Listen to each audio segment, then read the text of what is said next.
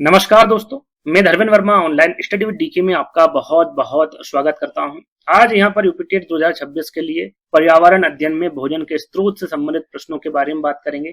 Total 30 minute में 30 प्रश्न ये स्लोगन है इस सीरीज का। सीरीज है शॉर्ट वीडियो और फर्स्ट वीडियो हम अपलोड कर चुके हैं, यानी कि शॉर्ट वीडियो फर्स्ट हम अपलोड कर चुके हैं, ये सेकंड वीडियो है। अब क्या है शॉर्ट वीडियो भैया, तो इसके लिए हमारे जो प्रीवियस ईयर हमने अपलोड करे हैं पर्यावरण अध्ययन में पहला वीडियो अपलोड कर दिया है और बाल विकास के 3 से 4 वीडियो हम अपलोड कर चुके हैं, उसमें सारी चीजें आपको समझा दी है। उन वीडियो को नहीं देखा देख लीजिएगा, सारी चीजें आपको एक करके समझ में आ जाएगी। तो यहाँ पर भोजन के स्रोत के 30 प्रश्न आपको मिलेंगे और हर एक प्रश्न को अच्छे से आपको समझाया जाएगा, तो स्किप नहीं करना है, वीडियो को पूरा देखना है। और यदि ये सीरीज आपको अच्छी लग रही है तो आपको एक काम जरूर करना है कि इस वीडियो को शेयर जरूर करना है ना, सारे बच्चों के पास शेयर कर देना जो यूपीटेट की तैयारी कर रहे हैं, जिससे क्या होगा कि यहाँ पर पता चलेगा हमें कि हाँ भैया आपको ये सीरीज अच्छी लग रही है। लाइक भी करना है और कमेंट करके बताना है कि क्या भैया सीरीज जो हम स्टार्ट कर रहे हैं, जो सीरीज हम बना रहे हैं, कैसी आपको लग रही है ना, कमेंट्स के माध्यम से जरूर बताइएगा। और शेयर सभी बच्चों को करना है, तभी क्या है कि इसी से हमें मोटिवेशन प्राप्त होता है कि हाँ भैया अच्छे व्यूज आ रहे हैं, बच्चे इसमें इंटरेस्टेड है देखने के लिए, वहीं से हमें इन चीजों के बारे में पता चलता है और आगे इस प्रकार की वीडियो हम बनाते हैं ना। तो शेयर सभी को करना है। चलिए, तो पहला प्रश्न है आपका कि निम्नलिखित में से खाने के उस समूह का आपको चयन करना है जिसका प्रत्येक खाद्य पदार्थ आयरन या फिर लौह तत्व से प्रचुर मात्रा में समृद्ध है। सीधा सीधा प्रश्न में पूछा गया है कि भाई वो कौन सा समूह है जिसमें प्रचुर मात्रा में आयरन या फिर लौह तत्व पाया जाता है। क्या वो आंवले में, गोभी में, टमाटर में, आंवला पालक गुड़, गोभी आंवला पालक, या फिर सेब गुड़, या फिर खीरा। तो यहाँ पर देखिए जो आयरन या फिर लौह तत्व जो प्रचुर मात्रा में पाया जाता है वो पाया जाता है आपका आंवला में, पालक में और गुड़ में। याद रखिएगा, अच्छा प्रश्न है, बी वाला विकल्प आपका सही होगा। यहाँ पर ये ध्यान देने वाली बात है, यदि ये भी पूछे कि भैया अत्यंत आवश्यक किसमें होता है मानव शरीर में, तो याद रखिएगा मानव शरीर में रक्त के निर्माण के लिए या फिर जो हीमोग्लोबिन होता है उसके लिए आयरन अत्यंत आवश्यक होता है। और इसकी कमी से कौन सा रोग होता है, तो आपको पता होना चाहिए भैया, एनीमिया। कौन सा रोग होता है? एनीमिया रोग होता है। और जब आप डॉक्टर के पास जाते हो तो डॉक्टर जब दवाई देता है तो वो क्या कहता है कि भैया आपने भोजन के रूप में आंवला, पालक और गुड़ का ज्यादा प्रयोग करना है, ज्यादा से ज्यादा प्रयोग करना है। यदि आप करेंगे तो आप में आयरन और लौह तत्व की प्रचुरता होगी और एनीमिया आपका ठीक हो जाएगा, है ना। तो ये डॉक्टर सलाह देता है इसके खाने की। तो बी वाला विकल्प क्या हो जाएगा आपका? सही हो जाएगा। आगे बढ़ेंगे, इसे एनीमिया को रक्त अल्पत्ता भी कहते हैं, ये याद रखिएगा। दूसरा प्रश्न पूछा गया है कि टेपियोका पौधे का खाने योग्य जो हिस्सा है उसे क्या कहा जाता है, साथ में यह भारत के किस राज्य का प्रमुख खाद्य स्रोत है। दो प्रश्न आपसे पूछे गए हैं कि टेपियोका का कौन सा हिस्सा खाया जाता है और भारत में ये कहां पर प्रमुख खाद्य स्रोत है, कहां का, किस राज्य का है, ये पूछा गया है। तना गोवा का है, जड़ केरल का है, बीज असम का है, या फिर फूल कश्मीर का है। तो सबसे पहले टेपियोका का दूसरा नाम आपको पता होना चाहिए, इसे क्या कहा जाता है भैया? इसे कशावा भी कहा जाता है। क्या कहा जाता है? इसे कशावा भी कहा जाता है। और इसकी जड़ को खाया जाता है। किसको खाया जाता है भैया? जड़ को खाया जाता है। और ये कहाँ का प्रमुख खाद्य स्रोत है? केरल का। जो केरल के लोग हैं, वहां के जो स्थानीय लोग हैं, वो अपने घर के आंगन में टेपियोका को लगाते हैं। जब उन्हें आवश्यकता होती है, जब से खोद लेते हैं, उसको जड़ को क्या करते हैं? उबाल लेते हैं और उबाल कर उसे भोजन के रूप में ग्रहण करते हैं। तो ये जड़ और केरल का प्रमुख खाद्य स्रोत है टेपियोका। इसका दूसरा नाम कसावा है। और एक और बात याद रखिएगा कि केरल में सबसे ज्यादा क्या पाया जाता है? केरल में नारियल पाए जाते हैं। क्या पाए जाते हैं भैया? नारियल। ये सभी को पता है। नारियल का क्या निकाला जाता है? तेल निकाला जाता है। इससे वहां पर जो मछली होती है उसे पका कर खाया जाता है, यानी कि पकी हुई मछली। मैं क्यों बता रहा हूं, ये भी आपको बता रहा हूँ कि ये चीजें क्यों आपको बता रहा हूँ। पकी हुई मछली या पकी हुई मछली की करी ये बनाते हैं और बड़ी चाव से। किसके साथ खाते हैं? कसावा या टेपियोका के साथ खाते हैं। ये प्रश्न भी पूछा जाता है कि सबसे ज्यादा जो प्रसिद्ध भोजन है वहां का क्या है, तो नारियल के तेल में पकी हुई मछली को वहां पर केरल में खाते हैं। किसके साथ? टेपियोका के साथ, है ना। तो ये आपको पता होना चाहिए। एक चेन के हिसाब से मैंने समझा दिया, आपको समझ में आ गया होगा। तो बी वाला विकल्प आपका क्या हो जाएगा? यहाँ पर सही हो जाएगा। निम्नलिखित में से कौन सा पदार्थ तकनीकी रूप से बीज नहीं है बल्कि एक पौधे की जड़ से प्राप्त स्टार्च है। तो यहां पर देखिए सीधा सीधा ये पूछा गया है कि कौन सा बीज नहीं है, सीधा सीधा ये प्रश्न पूछा गया है। गेहूं, काली मिर्च, साबूदाना या फिर सौंफ। तो आपने गेहूं का भी बीज देखा होगा, काली मिर्च का भी देखा होगा और सौंफ का भी देखा होगा। साबूदाने का कोई बीज या फिर कोई पौधा नहीं होता है, इसे बनाया जाता है। अब वो कौन से पौधे से बनाया जाता है ये आपको पता होना चाहिए। उस पौधे का नाम है केशावा, जिसे शागो पाम भी कहा जाता है। क्या कहा जाता है? इसे शागो पाम भी कहा जाता है। ये जो सागो पाम नामक पौधा है, इसकी जड़ के गूदे से निकाला गया जो शुद्ध स्टार्च है उसे छोटे छोटे मोतियों में मोतियों का जो आकार है वो दिया जाता है, जैसे साबुदाना देखा ना छोटे छोटे मोती होते हैं उसका आकार दिया जाता है और साबुदाने को बनाया जाता है। और ये क्या काम में आता है, ये सरल सा सभी को पता है कि भैया ये व्रत और उपवास में काम आने वाला साबुदाना है। साबुदाने की खिचड़ी आपने देखी होगी और खाई होगी। तो ये उस पेड़ के स्टार्च से बनता है साबुदाना, ये आपको पता होना चाहिए, इसका कोई बीज वगैरह नहीं होता है। अगला प्रश्न, वहां पौधा जिसकी पत्तियों का उपयोग सब्जी के रूप में किया जाता है और जिसके बीजों से भोजन पकाने के लिए तेल प्राप्त किया जाता है, वहां कौन सा पौधा है उसके बारे में आपको बताना है। यहाँ पर सीधा सीधा जो द्विउपयोगी पौधा है यानी कि उसे सब्जी के रूप में भी इस्तेमाल करते हैं और तेल के रूप में भी इस्तेमाल करते हैं, उस पौधे के बारे में आपको सीधा सीधा बताना है। वो नारियल है, बंद गोभी है, सरसों है या फिर पालक है। पालक का तेल आपने सुना कभी नहीं सुना, बंद गोभी का सुना है कि नहीं सुना, नारियल का तेल जरूर आपने सुना होगा, लेकिन इसकी सब्जी नहीं बनाई जाती इसकी पत्तियों से। किसकी पत्तियों से सब्जी बनाई जाती है, सरसों के, और सरसों का तेल भी होता है ना, तो भोजन भी उससे पकाया जाता है। तो जो आपका तीसरा वाला विकल्प है ये आपका बिल्कुल सही होगा। अगला प्रश्न आपसे यहाँ पर पूछा गया है कि पौधे के भूमिगत भागों को अक्सर हम जड़ मान लेते हैं, लेकिन विज्ञान के अनुसार आलू, प्याज और अदरक पौधे का कौन सा भाग है जिन्हें हम भोजन के रूप में ग्रहण करते हैं। यदि प्रश्न आप आराम से पढ़ेंगे, इत्मीनान से पढ़ेंगे, तो यहाँ पर एक चीज तो स्पष्ट कर दी है कि भैया जो आलू, प्याज और अदरक है ये क्या जड़ नहीं है, क्योंकि ये लिखा हुआ है यहाँ पर कि पौधे के भूमिगत भागों का अक्सर हम जड़ नहीं मानते हैं, और यहाँ पर दे रखा है आलू, प्याज और अदरक, तो ये जड़ तो नहीं है। तो पहला वाला विकल्प तो आपका यहाँ पर गलत हो गया। रूपांतरित तना, रूपांतरित पत्तियां या फिर, तो हमेशा याद रखिएगा आलू, प्याज, अदरक, लहसुन, हल्दी ये जमीन के अंदर तो रूपांतरित होते हैं, लेकिन ये जड़ नहीं होती है। क्या होती है भैया, ये रूपांतरित तना होता है। क्या होता है, रूपांतरित तना। आलू, प्याज और अदरक के साथ साथ लहसुन और हल्दी भूमि के अंदर तो विकसित होते हैं, परंतु वनस्पतिक विज्ञान के अनुसार ये क्या है, रूपांतरित तने हैं। अपने जो अपना जो सही आंसर होगा वो कौन सा होगा, बी वाला सही आंसर हो जाएगा। ठीक, अगला प्रश्न,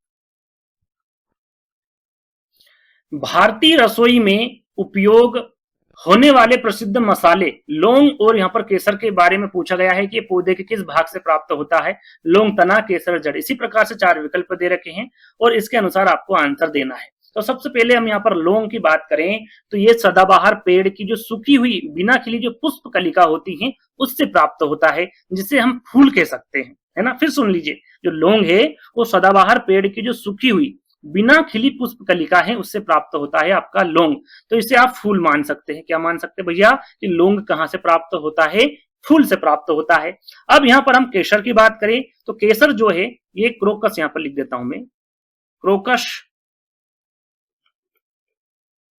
सेटाइवस। क्या लिखा है यहां पर मैंने, ये क्रोकस सेटाइवस लिखा हुआ है। इस नाम के फूल के ऊपरी हिस्से से लाल रंग के जो धागे निकलते हैं, आपने देखा होगा लाल रंग के जो फूल होता है ना, उसके ऊपर जो लाल रंग के धागे जैसा दिखता है उनको चुन के एक एक चुनकर निकाला जाता है, उसे क्या कहा जाता है, केसर कहा जाता है, सॉरी केसर कहा जाता है ना। जैसे वनस्पति विज्ञान में क्या कहा गया है, वर्तिकाग्र कहा गया है, उसे फूल नहीं कहेंगे, उसे क्या कहेंगे, वर्तिकाग्र। तो लौंग फूल है और केसर क्या है भैया, वर्तिकाग्र है। तो बी वाला विकल्प आपका बिल्कुल सही होगा।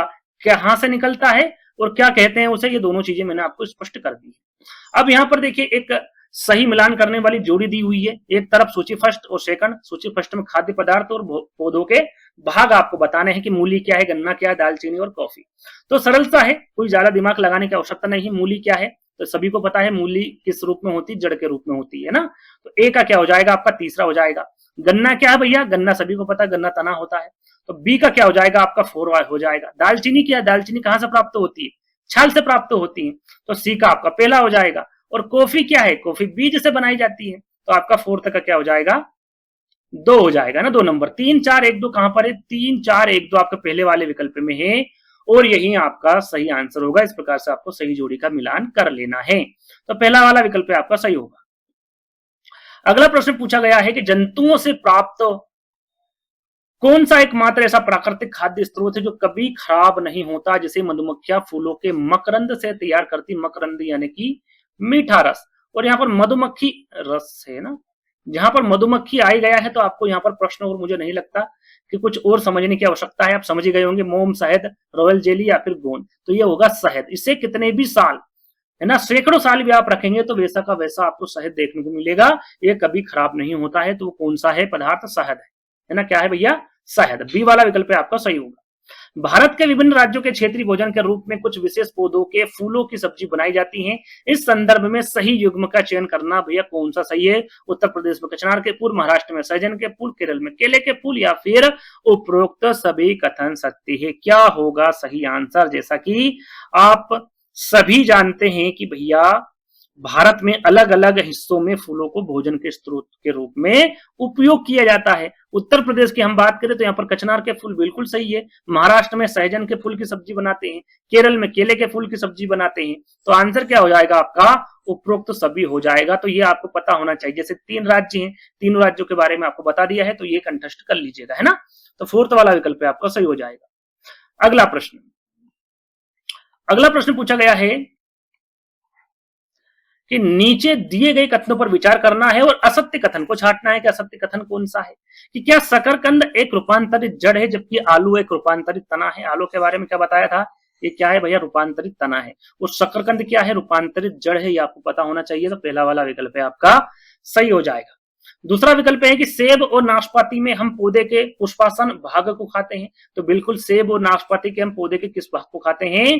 पुष्पासन भाग को खाते हैं। तो दूसरा वाला विकल्प भी सही हो गया। टमाटर, बैगन, भिंडी वनस्पति विज्ञान की दृष्टि से सब्जियां ना होकर फल है। बिल्कुल यहाँ पर यदि हम वनस्पति विज्ञान की दृष्टि से देखें तो इसे सब्जियां ना मानकर इसे क्या मानते हैं? टमाटर, बैगन, भिंडी को फल माना जाता है। किसकी दृष्टि से? वनस्पति विज्ञान की दृष्टि से। तो बिल्कुल तीसरा वाला विकल्प भी सही है। चौथा विकल्प देख लेते हैं। चौथा विकल्प है कि मशरूम एक प्रकार का पौधा है जिसमें क्लोरोफिल पाया जाता है। तो यहां पर मैं बता दूं, मशरूम ना तो पौधा है ना ही इसमें क्लोरोफिल पाया जाता है। मशरूम क्या है? एक प्रकार का कवक है। क्या है? कवक है। और ये कभी भी अपना भोजन नहीं बनाता। याद रखिएगा, ये क्या है? एक प्रकार का कवक है जो बारिश के मौसम में सड़ी हुई लकड़ियां या खाद आपने देखी होगी उस पर यह अधिकतर पाया जाता है। और कवकों में क्लोरोफिल नहीं होता, जैसा कि मैंने अभी आपको बताया था। इसलिए वे अपना भोजन स्वयं नहीं बना सकते। वे जो मृत और सड़े गले कार्बनिक पदार्थ होते हैं उससे अपना जो पोषण है या फिर जो भोजन है वो प्राप्त करते हैं। ये अपने आप भोजन नहीं बनाते, इसलिए इनमें क्लोरोफिल नहीं पाया जाता।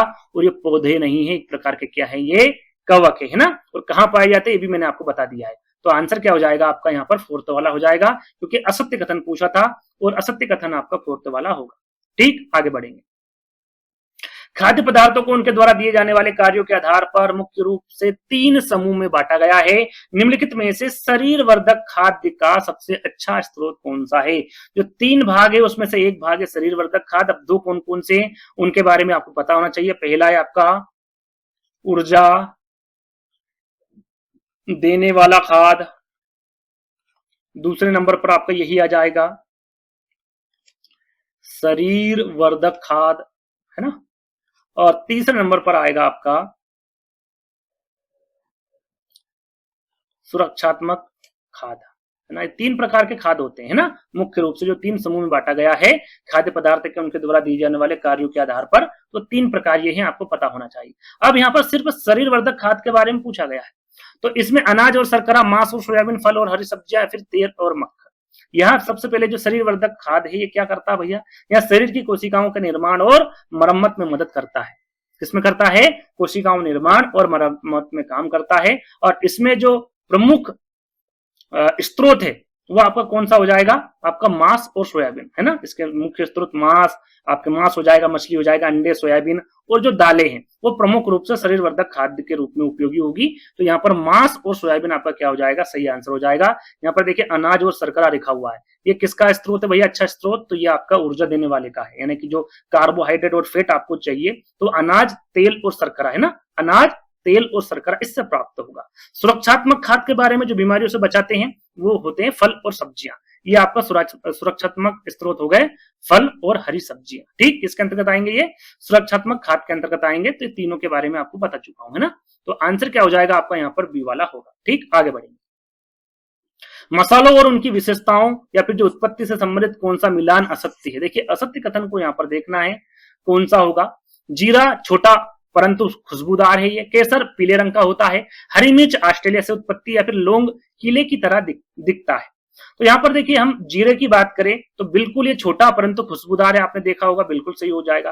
केसर पीले रंग का होता है, ये भी सही हो जाएगा। जो हरी मिर्च है ये ऑस्ट्रेलिया की उत्पत्ति नहीं है, ये कहाँ की उत्पत्ति भैया? दक्षिण अमेरिका की है। और मुझे लगता है इसका आंसर सभी को पता होगा। कहाँ की उत्पत्ति है ये? हरी मिर्च ऑस्ट्रेलिया की उत्पत्ति नहीं है, दक्षिण अमेरिका है, अमेरिका की है। असत्य कथन पूछा था तो तीसरा वाला हो जाएगा। लौंग आपने देखा होगा, खाया होगा, कील की तरह दिखता है, तो बिल्कुल दिखता है। तो आपका कौन सा असत्य कथन ये पूछा गया था? तो सी वाला विकल्प आपका सही हो जाएगा। अगला प्रश्न पूछा गया कि पृथ्वी के संपूर्ण पारिस्थितिकी तंत्र में भोजन यानी कि ऊर्जा बनाने का सबसे प्राथमिक और सार्वभौमिक स्रोत क्या है? प्राथमिक पूछ ले या फिर अंतिम पूछ ले? क्या पूछ ले? प्राथमिक पूछ ले या फिर अंतिम पूछ ले? क्या होगा? चंद्रमा का प्रकाश, पवन ऊर्जा, मिट्टी के खनिज या फिर सूर्य? तो याद रखिएगा ये हो जाएगा आपका सूर्य। प्राथमिक और अंतिम स्रोत है आपका सूर्य, है ना। किसी भी खाद्य श्रृंखला में सूर्य ऊर्जा का अंतिम और प्राथमिक स्रोत होता है। ये हरे पौधे जो उत्पादक के रूप में होते हैं, आपको सभी को पता है, सूर्य के प्रकाश, कार्बन डाइऑक्साइड और जल का उपयोग करके प्रकाश संश्लेषण की प्रक्रिया द्वारा करते हैं और अपना जो संपूर्ण जीव जगत का भोजन है वो तैयार करते हैं। वो किससे करते हैं? इसी से तो करते हैं, प्रकाश संश्लेषण से करते हैं, सूर्य से प्राप्त होता है। तो ये इसका प्राथमिक स्रोत है और यही आपका क्या हो जाएगा? अंतिम स्रोत माना गया है। तो ये जो डी वाला विकल्प है यही आपका सही आंसर हो जाएगा। अब उन जीवों के बारे में आपको बताना है जो अपने भोजन के स्रोत के लिए पूरी तरह मृत जीवों के अवशेषों और सड़े गले पदार्थों पर निर्भर रहते हैं। पर्यावरण की भाषा में इसे क्या कहा जाता है? स्वपोषी, प्राथमिक उपभोक्ता, मृतोपजीवी, अपमार्जक या फिर परजीवी? तो यहाँ पर इस प्रकार के जो जीव होते हैं जो मृत जीवों के अवशेषों और सड़े गले पदार्थों पर निर्भर रहते हैं, उन्हें कहा जाता है मृतोपजीवी और अपमार्जक। मृतोपजीवी के लीजिए या फिर अपमार्जक के लिए, जो मृत जीवों के अवशेषों को खाकर अपना पोषण प्राप्त करते हैं, ये पर्यावरण के प्राकृतिक सफाई कर्मचारी होते हैं। याद रखिएगा, पूछ ले भैया, पर्यावरण के प्राकृतिक सफाई कर्मी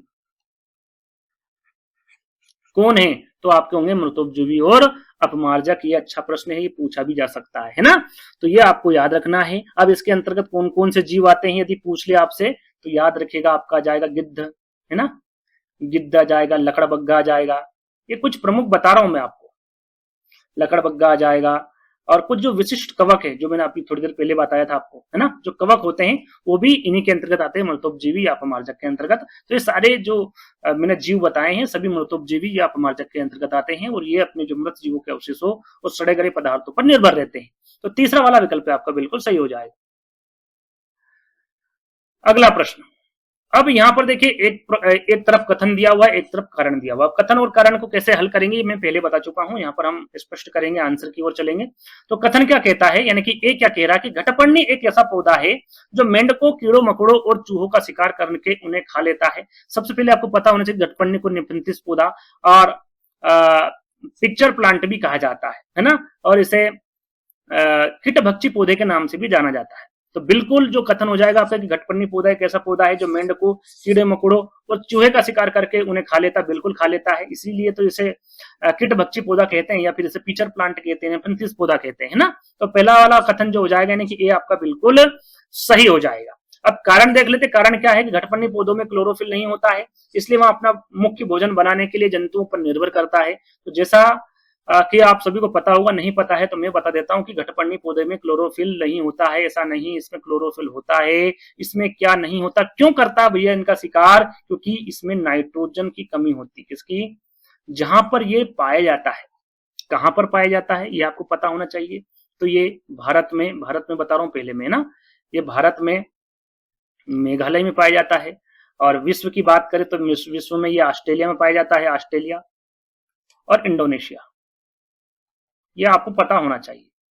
अब ये ऐसी जगह उगता है जहां पर नाइट्रोजन की कमी होती है, जो मिट्टी होती है उसमें नाइट्रोजन की कमी होती है। नाइट्रोजन की कमी को पूरा करने के लिए ये मेंढक, कीड़े मकोड़े और चूहों का शिकार करता है ताकि ये उससे नाइट्रोजन को प्राप्त कर ले, है ना, इसलिए शिकार करता है। यानी कि आपका कारण क्या हो जाएगा, यहाँ पर गलत हो जाएगा। अब घटपर्णी पौधा कैसा होता है, यदि एक छोटे सा व्याख्या में करूं तो घटपर्णी का आकार कैसा होता है, घड़े जैसा होता है। कैसा होता है? घड़े जैसा होता है, जिसके अंदर से खुशबू निकलती है, कीड़े खुशबू से आकर्षित होकर अंदर जाते हैं और फंसकर नाइट्रोजन का स्रोत बन जाते हैं। उससे जो घटपर्णी पौधा है नाइट्रोजन को सोख लेता है ना। तो सही आंसर क्या होगा आपका? ए तो सही है लेकिन आर गलत है।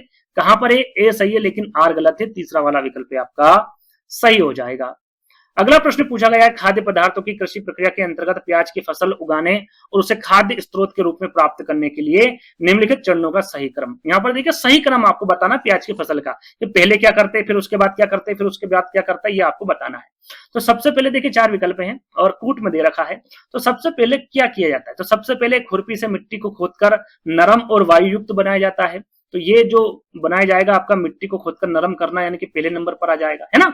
उसके बाद क्या किया जाता है भैया, उसके बाद बीज बोए जाते हैं। तो बीज कहां पर है, आपके पहले वाले विकल्प में है, तो ये दूसरे नंबर पर आ जाएगा।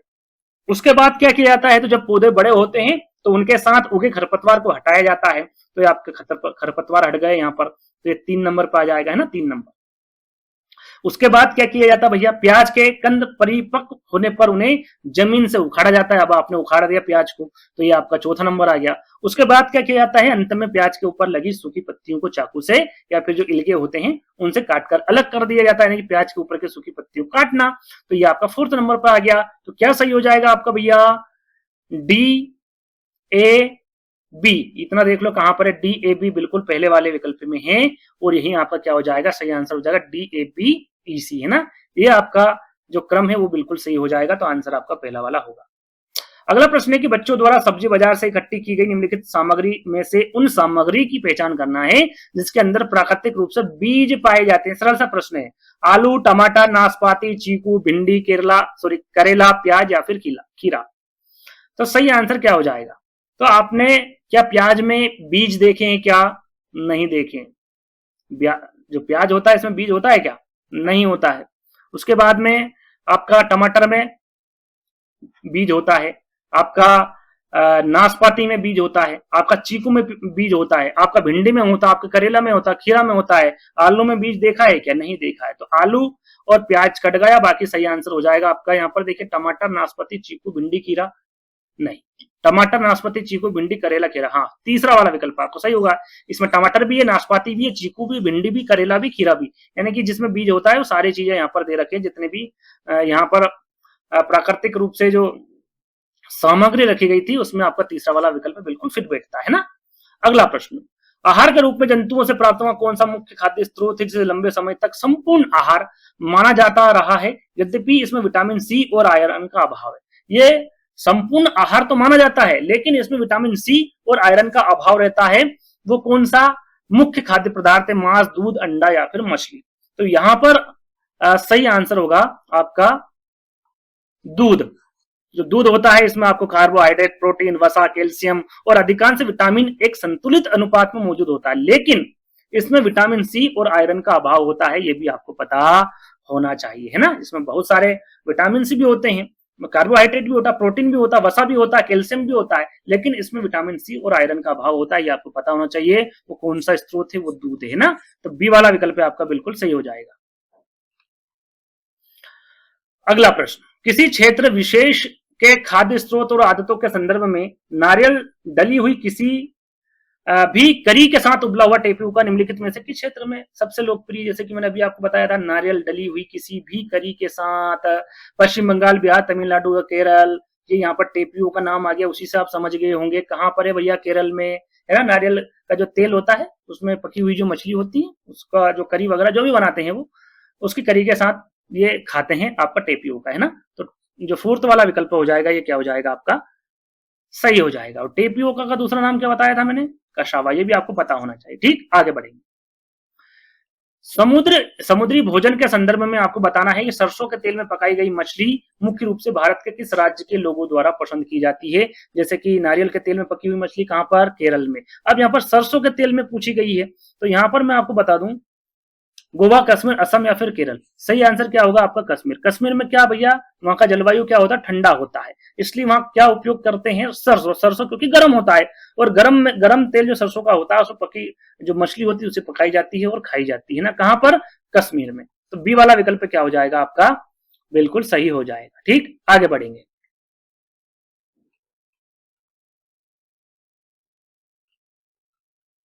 खाद्य श्रृंखला के पोषी स्तरों के आधार पर जो जंतु अपने भोजन के लिए केवल हरे पौधे यानी कि उत्पादकों पर निर्भर रहते हैं उन्हें क्या कहा जाता है।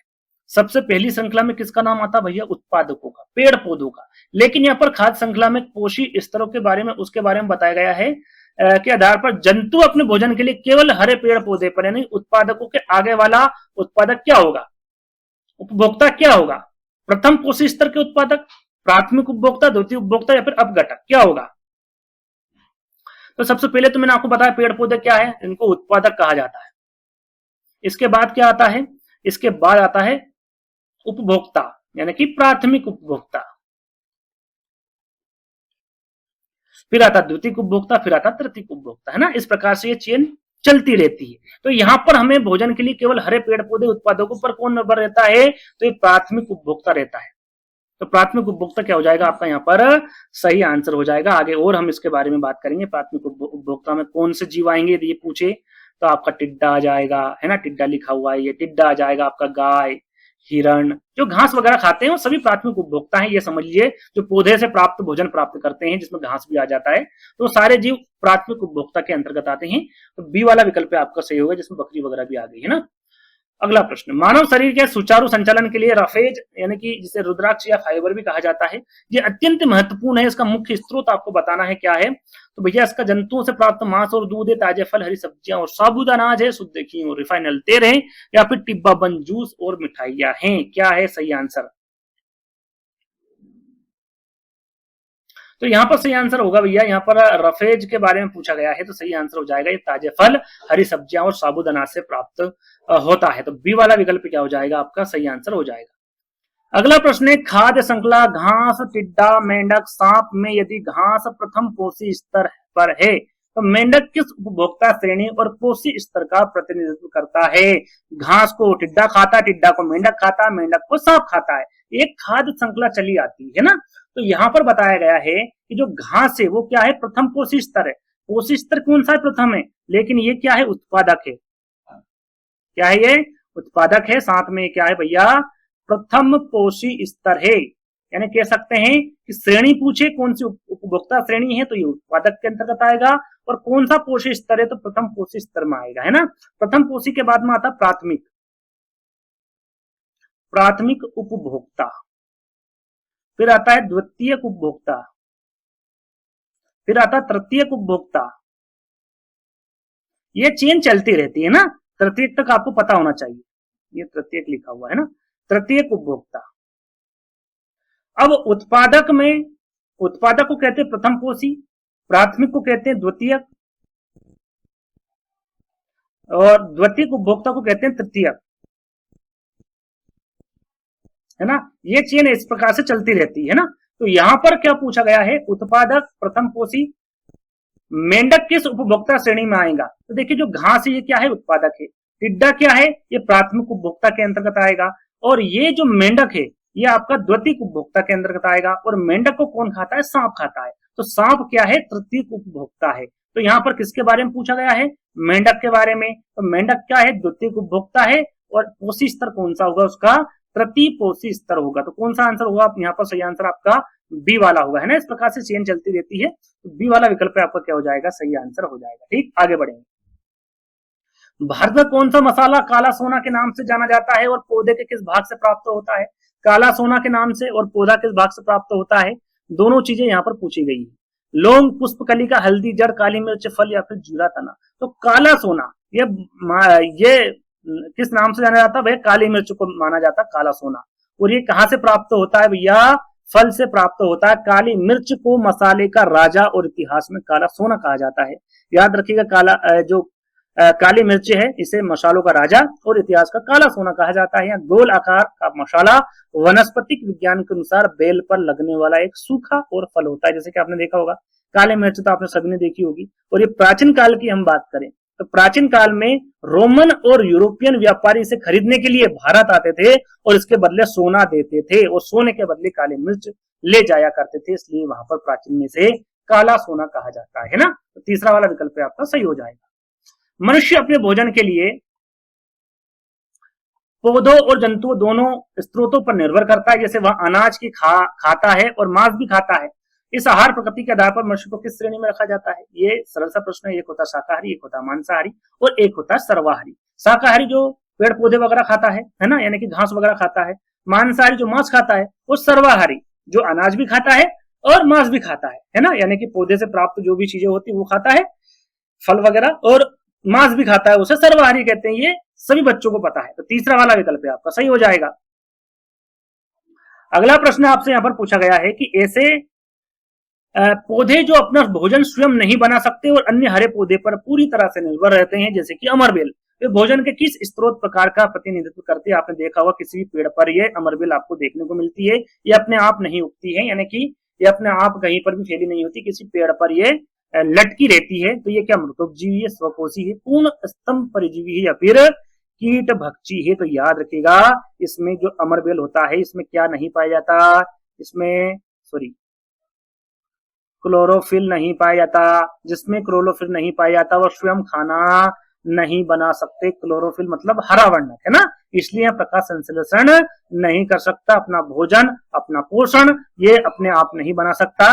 जिसका आश्रय लेता है, जिसे आश्रयदाता कहा जाता है, उस पेड़ के तने पर निर्भर करता है और वहीं पर लिपट जाता है और उसी की जड़ें को चूसकर ये अपना भोजन प्राप्त करता है। तो इसे क्या कहा जाता है? स्वपोषी कहा जाता है। क्या कहा जाता है? अमरबेल को स्वपोषी कहा जाता है, याद रखिएगा। अगला प्रश्न है, आयोडीन जो थायराइड ग्रंथि के लिए अत्यंत आवश्यक खनिज है, उसका सबसे बड़ा प्राकृतिक समुद्री वानस्पतिक स्रोत कौन सा है? क्लोरोफिल है, समुद्री शैवाल है, ऑक्टोपस है, या फिर समुद्री सीप है? क्या है? ये भी सरल सा प्रश्न है भैया, क्या है? समुद्री शैवाल होगा ना। आयोडीन के बारे में यहाँ पर बात की जा रही है, इसकी कमी से क्या होता है? घेंगा रोग हो जाता है, आपको सभी को पता होगा। तो बी वाला विकल्प है आपका सही हो जाएगा। आगे बढ़ेंगे। हाइड्रोफोबिया, पानी से डरना, यानी कि यहाँ पर रेबीज के बारे में बात की जा रही है। आगे देखेंगे। पानी से डरना नामक भयानक रोग किस जंतु के काटने से फैलता है और यह भोजन जल ग्रहण करने की क्षमता को कैसे प्रभावित करता है? अभी फिलहाल थोड़ी समय पहले ही एक न्यूज आई थी, है ना, जो एक स्पोर्ट्स पर्सन था, उसे कुत्ते ने निशान लगा दिया था, है ना, जो नाखून है उसके निशान लग गए थे, उसी से उसे को रेबीज हो गया था। तो रेबीज लगने से उसकी मृत्यु हो गई थी। क्या होता था? उसमें पानी से डरता था, है ना, पानी पी नहीं सकता था, भोजन ग्रहण नहीं कर सकता। और एक बार जिसको रेबीज हो गया वो उसका कोई इलाज नहीं, वो बच नहीं सकता। लेकिन जैसे ही काटा कुत्ते ने, ना, कुत्ते बंदर वगैरह से ये फैलता है, और जैसे ही उसने टीका लगा लिया तो किसी प्रकार के कोई टेंशन नहीं। लेकिन लंबा समय तक यदि आपने टीके वगैरह नहीं लगाए तो रेबीज आपको हो सकता है, जिससे आपकी मृत्यु भी हो सकती है। तो किससे प्रभावित होता है? संक्रमित कुत्ते या बंदर के काटने से। और ये सभी को पता है, यहाँ पर समझाने की आवश्यकता नहीं पड़ेगी मेरे हिसाब से, है ना। तो आगे बढ़ेंगे। सुमिलित करना है विटामिन और उनके वनस्पतिक जंतु स्रोत को। यहाँ पर vitamin A, C, D, carbohydrate लिखा हुआ है और फूट में आपको आंसर देना है। तो देख लेते हैं भैया क्या है इसका सही आंसर। देख लेते हैं कि भाई विटामिन ए क्या है, ये किससे प्राप्त होता है? विटामिन ए, तो विटामिन ए प्राप्त होता है आपका गाजर से, पपीता से और आम से। किससे होता है? गाजर, पपीता, आम से। तो ए का क्या हो जाएगा आपका? दूसरा नंबर आ जाएगा। विटामिन सी से क्या प्राप्त होता है भैया? विटामिन सी से, तो विटामिन सी से आपका प्राप्त होता है आंवला, यानी खट्टे पदार्थ, आंवला, संतरा और नींबू। तो बी का हो जाएगा आपका चौथा। विटामिन डी की हम बात करें तो यह सूर्य के प्रकाश और मछली के यकृत के तेल से प्राप्त होता है। विटामिन डी आपने देखा होगा, जब किसी में विटामिन डी की कमी होती है तो अपने जो बुजुर्ग है, माँ बाप है ना, जो अपने दादा दादी को क्या बोलते हैं, धूप में बैठा कर सुबह सुबह, है ना, आपको विटामिन डी की कमी नहीं होगी। तो ये होता है सूर्य का प्रकाश और मछली के यकृत के तेल से। तो आपका सी का क्या हो जाएगा? 1 हो जाएगा। और डी की हम बात करें तो कार्बोहाइड्रेट किससे मिलता है? चावल, आलू और चीनी से। तो डी का हो जाएगा आपका तीसरा। 2, 4, 1, 3 किसमें है? 2, 4, 1, 3 आपके पहले वाले विकल्प में है। ऐसे ही आप इसको जो जोड़ी है इसको सुमिलित कर सकते हैं। तो पहला वाला विकल्प आपका सही हो जाएगा।